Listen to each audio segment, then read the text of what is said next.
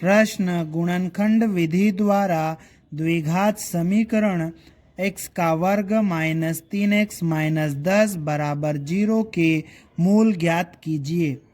इस प्रश्न में हमें ये जो द्विघात समीकरण दिया है इसके मूल गुणनखंड विधि द्वारा ज्ञात करना है।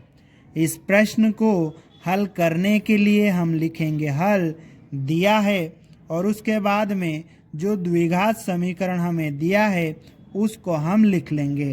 अब इस समीकरण के मूल हमें गुणनखंड विधि द्वारा ज्ञात करना है।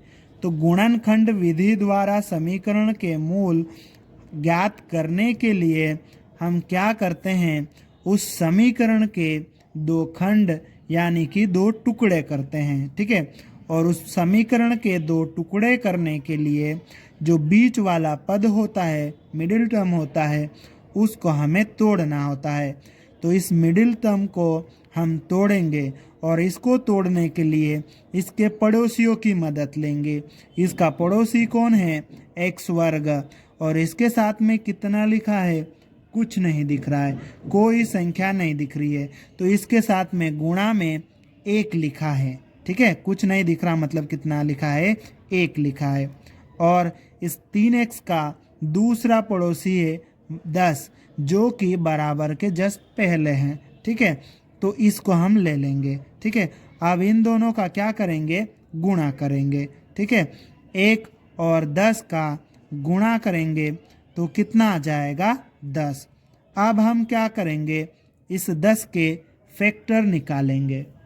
मतलब 10 किस किस के पहाड़े में आता है, तो 1 के पहाड़े में 10 आता है, 2 के पहाड़े में 10 आता है, 5 के पहाड़े में 10 आता है और 10 के पहाड़े में 10 आता है।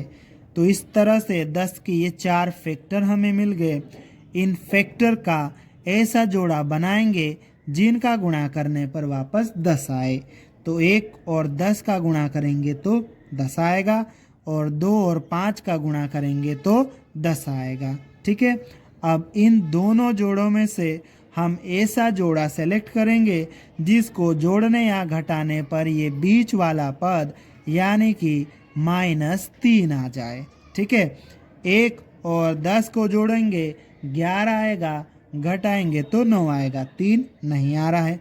2 और 5 को जोड़ेंगे तो 7 हो जाएगा, पर घटाएंगे तो 3 आएगा। ठीक है, घटाना ऐसे है कि हमें -3 मिले। ठीक है, तो ये जो 2 है इसमें से 5 घटाएंगे तो कितना मिलेगा हमें, -3। ठीक है, पर यहाँ पर -3 नहीं -3x है। ठीक है, तो इस पूरे में x का गुणा कर देंगे तो ये 2x माइनस 5x बराबर ये -3x हो जाएगा। ठीक है, तो ये जो -3x है इस -3x की जगह पर हम क्या लिखेंगे, +2x माइनस 5x। ठीक है, तो यहाँ पर आ जाएगा ये x वर्ग, इस -3x की जगह पर +2x माइनस 5x लिखेंगे और ये -10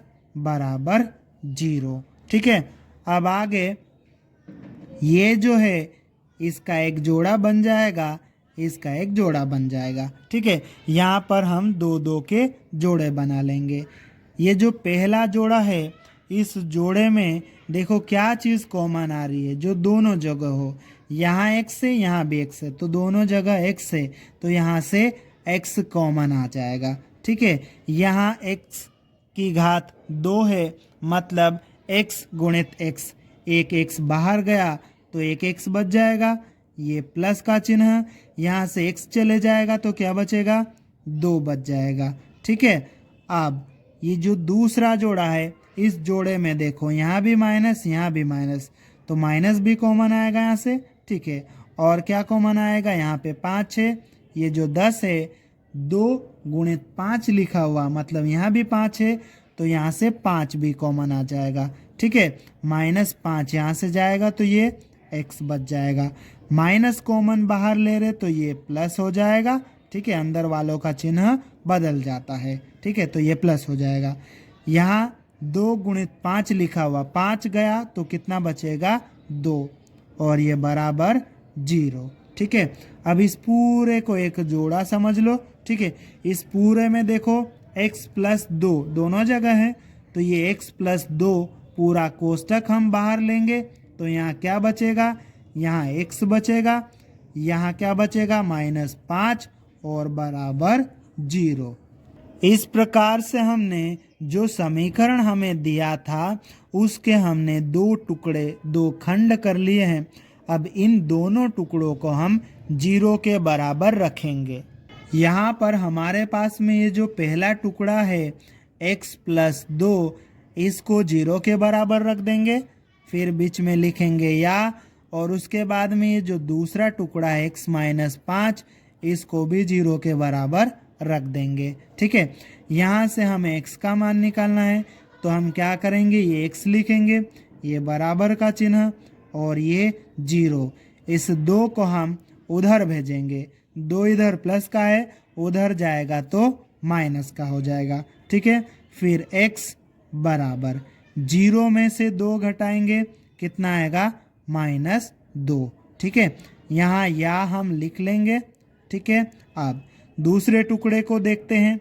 यहाँ से हमें x का मान निकालना है, तो हम 5 को बराबर के चिन्ह के उधर भेजेंगे, तो ये x आ जाएगा, ये बराबर और ये 0। 5 इधर माइनस का है, उधर जाएगा तो प्लस का हो जाएगा। ठीक है, फिर x बराबर 0 प्लस 5 कितना हो जाएगा 5। ठीक है, इस प्रकार से हमने x के ये जो 2 मान निकाले हैं, ये 2 मान दिए गए द्विघात समीकरण के मूल है।